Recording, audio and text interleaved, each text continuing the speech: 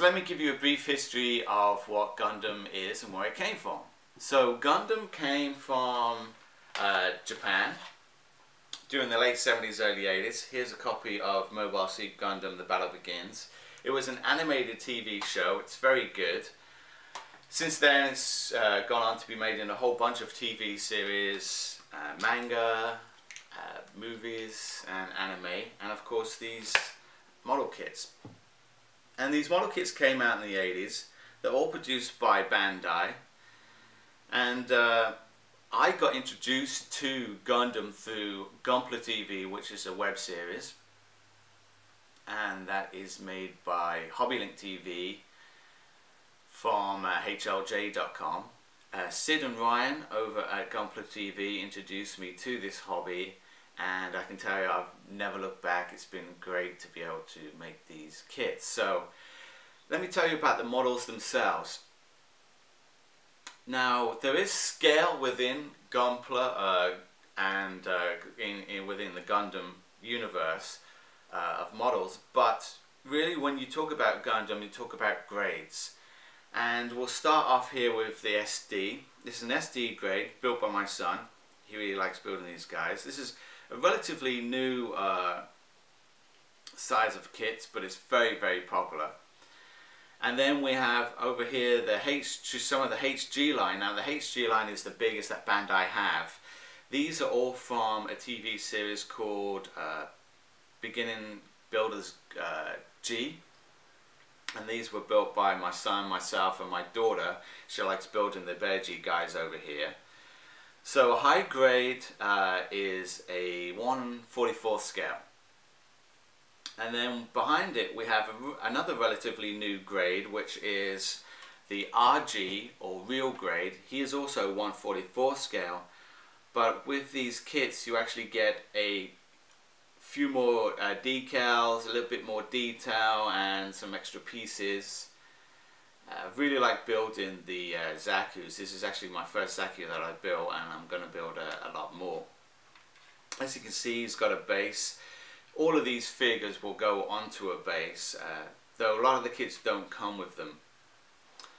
Then we have on my left here, which is the MG line or master grade.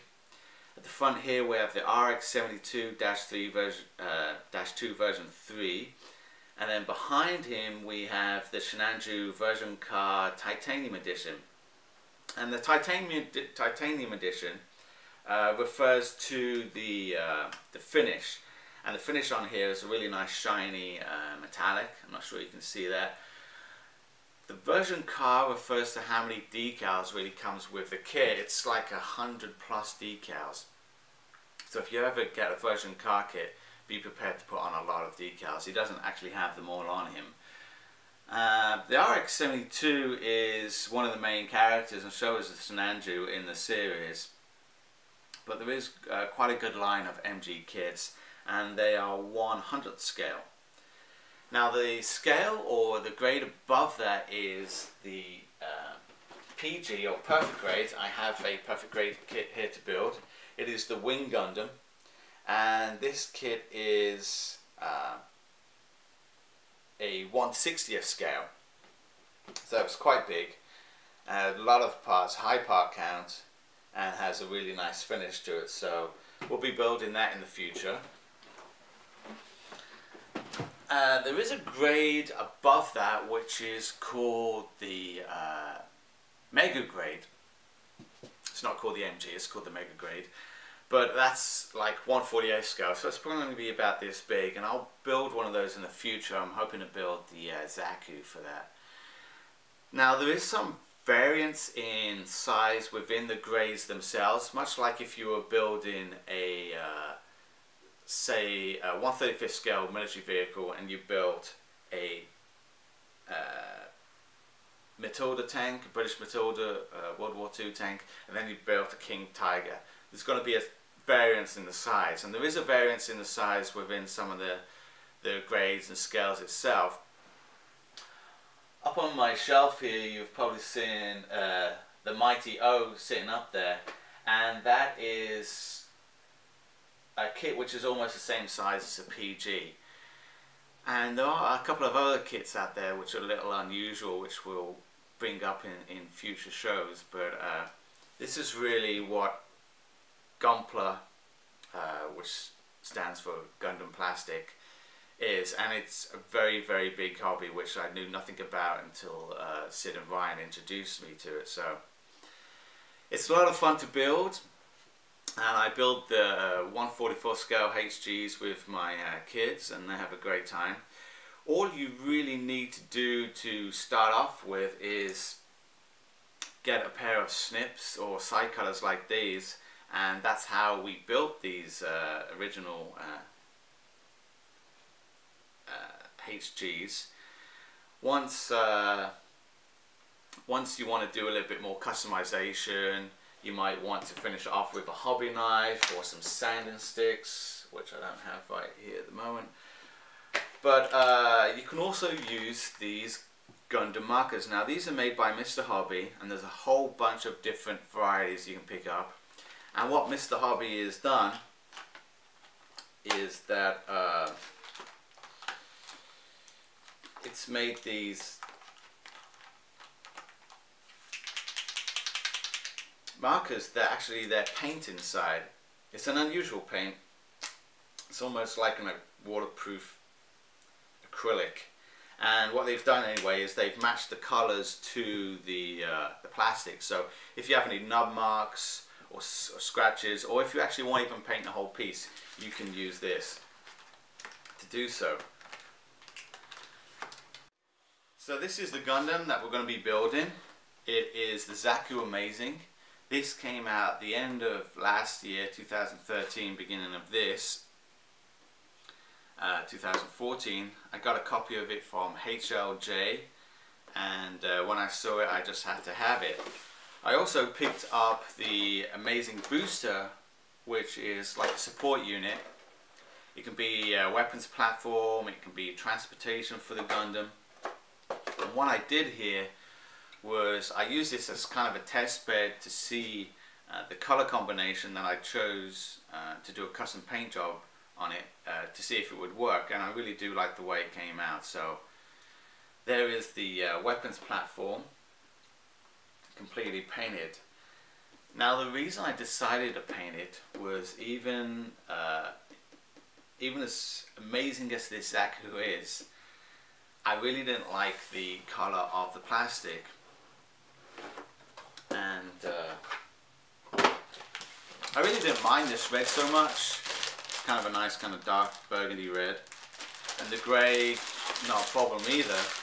But what I didn't like was this kind of dirty pink peach color, and even though I know it relates to the Gundam and it looks good in the anime, I didn't want to make a peachy pink burgundy Zaku. So I decided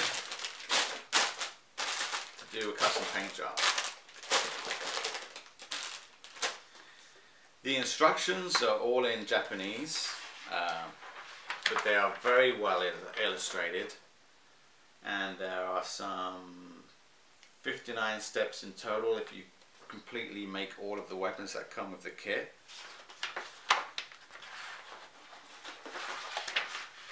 So there we have the instructions, and then the kit itself. Now usually with a Gundam kit you can just build it straight out of the box and you're going to have some very good results.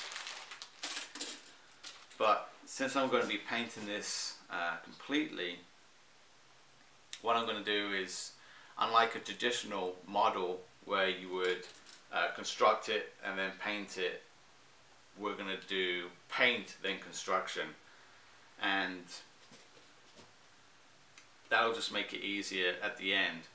Also, I have to be kind of careful about where I paint and how much paint I use, because like I said before, the engineering in this is very good, and it's actually so good that if your paint is too thick, these pieces won't fit together. So you've got to be careful on where the paint goes and how thick it is to finish it off. So I'm going to give it a very light coat of primer, and then start adding some color. But first I need to break these down into paintable pieces. So there's going to be some small construction and then a little bit of customization on this kit, but a whole lot of paint.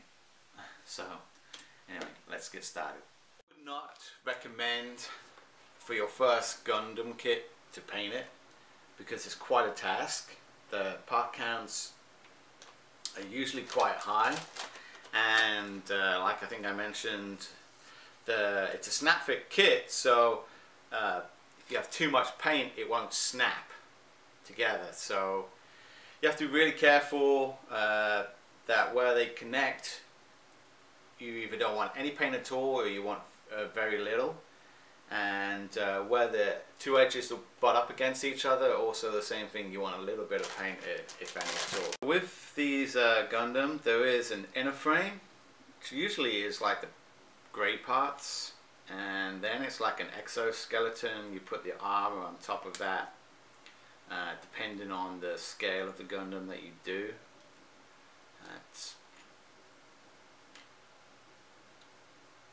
Sometimes they undergate the pieces, which is really very cool and very convenient, especially if you're going to paint it. And what I mean by an undergate, so this is a gate where when they do the injection molding, the plastic comes in and floods the cavity where the part is. And through, I guess, most kits, it's easy or maybe even cheaper and less time consuming to put the connections or the gates on the sides of the parts. But when they undergate it, they actually put it underneath the parts, so when you cut it off, there is no little nub marks. We'll get a close-up view of this, but there's two little marks where I just cut it off the sprue or the frame, and it's really nice when it's undergated and you don't have to go back and clean that up. But we're going to have to go back and clean up some of these pieces. So now I'm going to go back in with my hobby knife here and make sure that's nice and smooth.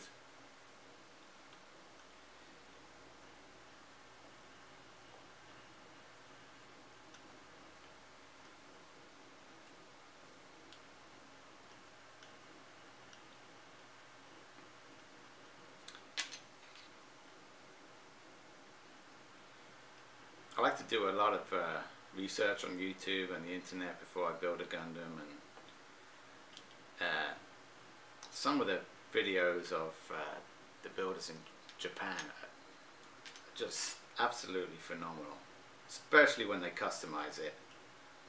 The level of detail and the patience they have is just inspiring.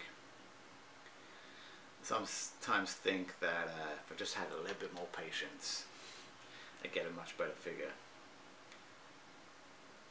But I think this is probably going to take, usually if you weren't going to paint this, it'll probably take you about a day to build. I know Sid over at Gunpla TV can build a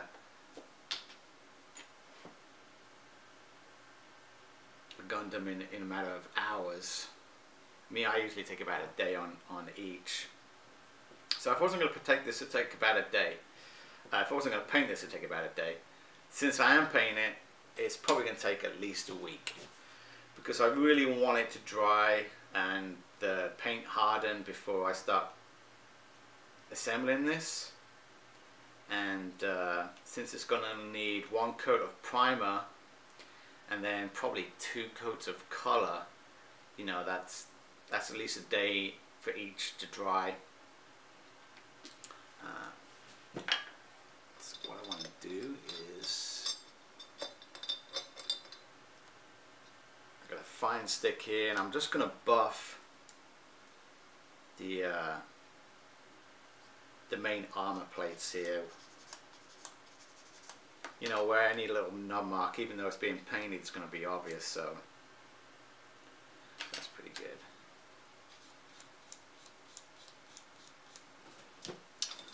So there you go, that's a quick prep of some of these parts. major parts like the chest or you know, bigger parts like this, they do need as much attention as you can give them because they're going to be the most obviously viewed. So as you can see here, there's a couple of little tracks where this is going to slot into, and it's got a couple of little holes where it's going to attach to. It's also got some points where other parts of the armor are going to attach to. This is actually the shoulder piece. What I'm going to do is, I got some of this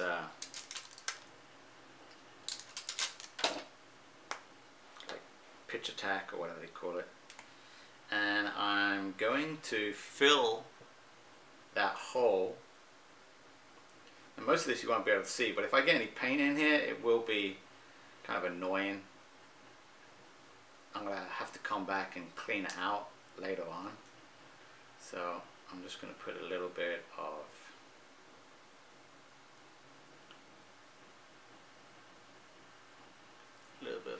blue tack in there, or not blue tack but picture tack, and then same on this end. As you can see, I filled up both of those holes, and then I'm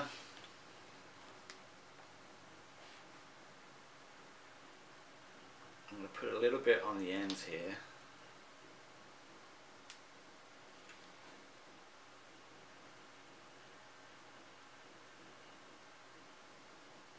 Otherwise I'm just going to have to come back and scrape the paint off because they won't attach that well. And then I'm going to attach this end.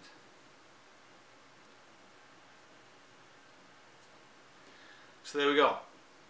It's that is going to be ready for paint, or at least the primer anyway. This part the same. I'm going to have to fill in some of these little holes where it attaches.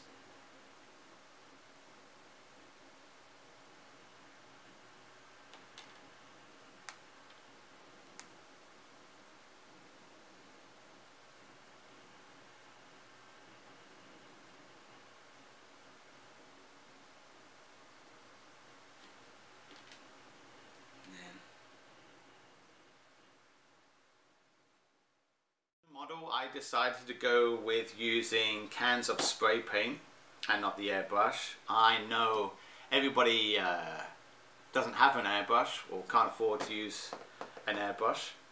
So my parts are ready to be painted. I'm going to use Tamiya's surface primer. This is the fine because I want a nice smooth finish. I'm using TS49, which is bright red. It's like a Ferrari red. TS7 Racing White. This is kind of the old school off-white color. I really like using that. And then I'm using TS6, which is the matte black. Now you don't have to use Tamiya colors. I like to use them because they are designed for plastic, and you know, I always get a really good finish with them. So this is what I'm going to be using to paint the model. So first off, a very light coat of surface primer. Primed pieces are done, and hopefully you can see I haven't primed all of the sides. I know that from experience that most of this is not going to be seen, so doesn't need to be painted. The stuff that is going to be seen has had a pretty good coat, though I have tried to not put too much on the edges where it's going to connect to the other pieces. But that's probably going to be it. Just one good light coat of primer for these. Now some of these are going to be red, some of these are going to be the racing white, and some of these are going to be black. So when it's dry, I'm going to start putting them into little containers of batches that are going to be painted into the different colors. I just wanted to show you this, just been preparing this Gundam kit. He has like weapon holsters that come to the side, and you can see them here on the left and the right. And after doing the weapons platform, after painting that, you know, I realized that there's a pretty major join mark here. It runs right across the outside of the surface. So to get a better finish, I want to file that off, and that's what I have done. I've been using my sanding sticks, working from fine to extra fine.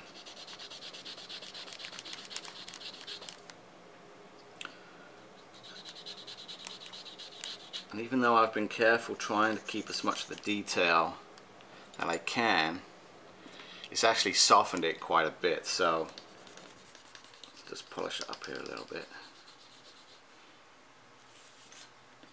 So here you have the two pieces, and yeah, I've got rid of the mark, but I have lost some of that detail. So now I want to put some of that detail back. There's a couple of ways you can do that. You could try and use a hobby knife like this to cut along the surface and make a line, or you can use one of these, and this is a scribe, and I'm going to put the detail back in the surface using this. It's very sharp, and all I need to do is just run it across the surface. Just let the weight of it really do it itself. You can do it freehand if you want. I'm just going to use the ruler here as a guide.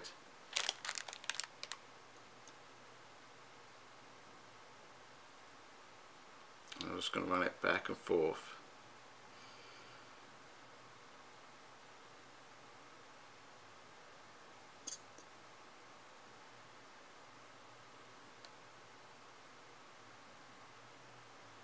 You can see, well, hopefully you can see it's giving off little pieces there.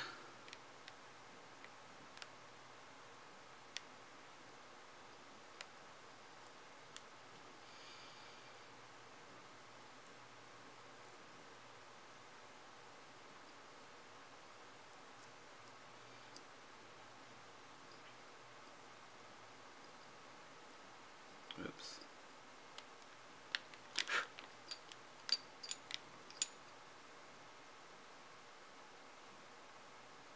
Little curved piece here. So the little holsters here will hold pistols when they're not in use. And since they are quite visible, I don't want to really lose that detail that they've put into it, so there you go. Added some of that detail back.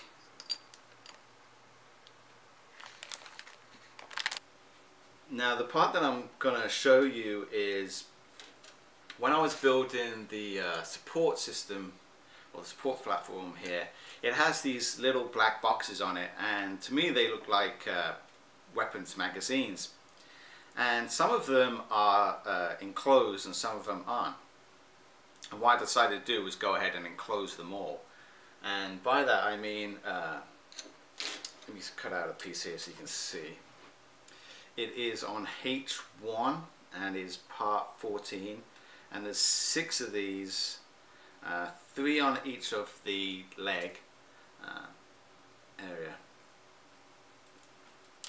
And I'll come and zoom in on this so you can see what it is, but it has 4 little teeth that are kind of sticking out and like an empty box, and I really didn't like the aesthetic appearance of that. I much preferred parts on the H1 again, number 6 and number 12. It's the same piece. It looks like the same piece, but it's finished differently on the kit. So see, we have the box, and then we have like the bottom of the box, and they just kind of clip together. Yeah, I'm just going to clean that up a little bit.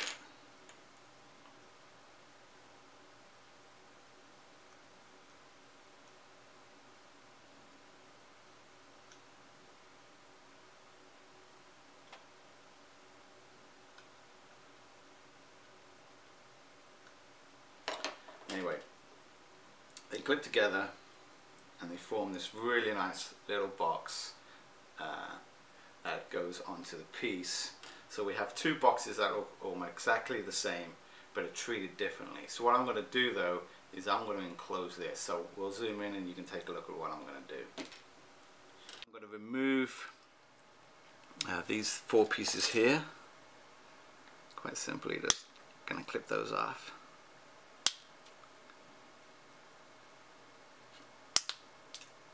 Hear them shooting around the room.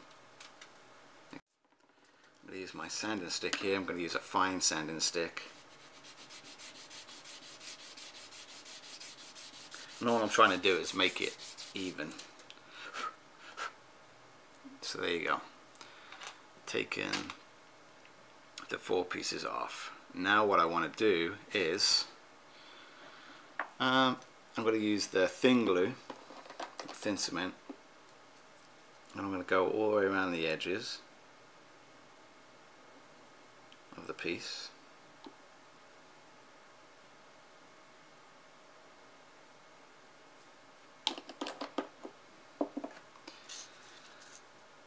And then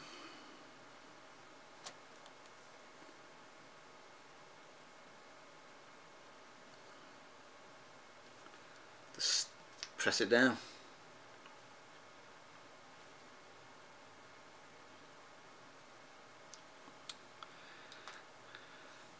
I've got a whole bunch of these that I've prepared, so I'm going to do them all at once.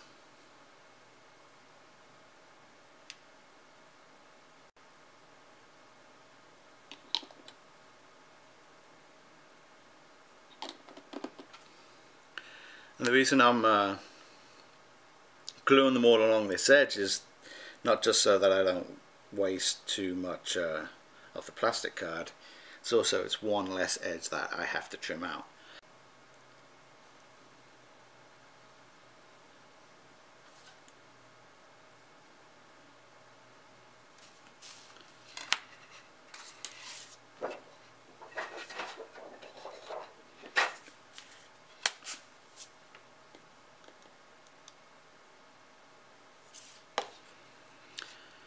Okay, so I'm going to come in and just use my knife carefully along the edge.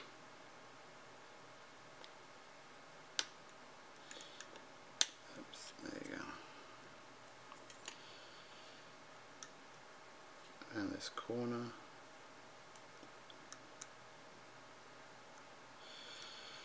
This is where it's going to get tricky.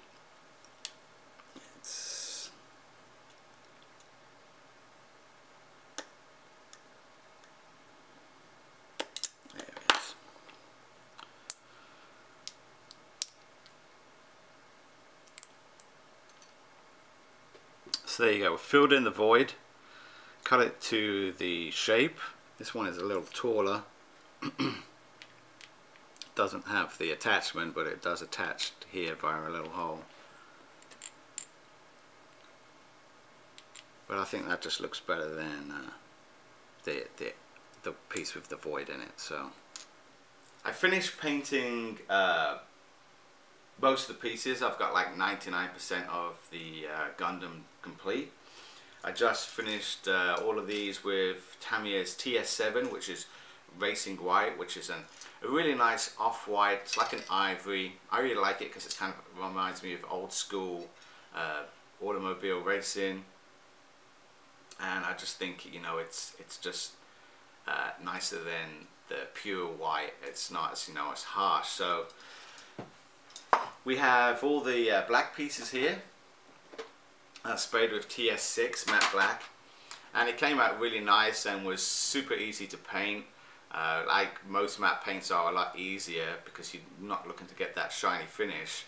Though the matte black does have a little sheen to it. It's almost like halfway between a matte and a satin.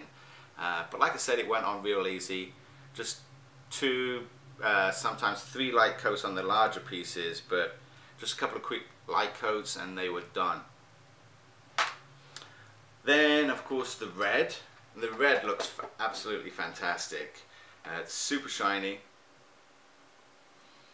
It came out looking great. just how I imagined it would and how it did on the other piece. With this, it took like 1 light coat and 2 like medium coats, because you want to get that nice smooth finish. And if you just do a light coat then a light coat, you're going to get maybe a little bit of a gritty finish. So I had 1 light coat to help the paint adhere, and the next coat was a little heavier. And a couple of the pieces you can actually see where I gave it a little too light of a coat, and it's not as glossy as this. Of course, if you put too much paint on it, you're going to ruin the piece. So a little bit of practice, especially before painting, you know, an expensive model or a very important piece is worth trying out. But anyway, the red came out looking really, really good. The white actually has taken 3 coats. It took a light coat initially, and then 2 kind of medium coats to be able to get some depth into it. At the moment, or should I say, when I first sprayed it, it was like a light, very light white. You could almost see the primer coming through. And I remember on this piece that I had to paint those pieces a few times to be able to get that depth, and I had to do the same again with Tamiya's TS7 to be able to build up. And how I spray it, usually with spray cans, I'm not a huge fan of spray cans. 1, because they're expensive, 2, because they have a lot of overspray, and you know, my spray booth doesn't really like to handle these spray cans, so I take them outside, in which case you need a good day, you know, warm weather and, you know, low wind. So that took a couple of days to wait for that. And then what I usually do to save on you know, the paint itself is I'll hold 2 pieces, similar pieces, because that way you're getting consistency in the depth of the paint and also the coverage, and it's also, you don't miss anything. So when I'm spraying this, I'll just spray back and forth, and I'll rotate the pieces, you know, in my fingers like this, and I can spray it underneath as well to hit the edges. So that's how I do it with the spray cans to save on the paint. You can do it with a bunch of different individual pieces. Like here you got 3 small pieces, so why not try and paint them all together? The hardest thing is trying to make sure that they don't touch each other when you paint. So I just rotate it in my fingers like this, and just come back and hit it maybe 1, 2, 3, and then hit the top 4, and we're done. But really, really fast light coats. With say like this piece, which is a bigger piece, it's also a, you know, a kind of prominent piece. I'll spray that individually on its own and just rotate it in my hand, giving it some light coats, and then when I'm flipping to the surface which has the most coverage, I'll hit it with like a medium coat so I can get some of that nice shiny finish to it. So that's what that's how I paint my figures and models with spray cans. Unfortunately, you know, my spray booth will not handle a can of spray, so I have to wait for a nice day and take it outside. But I use a piece of foam here, styrofoam, that I save from furniture, boxes, and then these little sticks with the crocodile clip on the end I get at Amazon, and they're relatively cheap, and you get them like bundles of 10 or 20. And every time I think I've got enough for the next project, I run into a project like this and I seem to run out. So I'll be ordering some more for the future.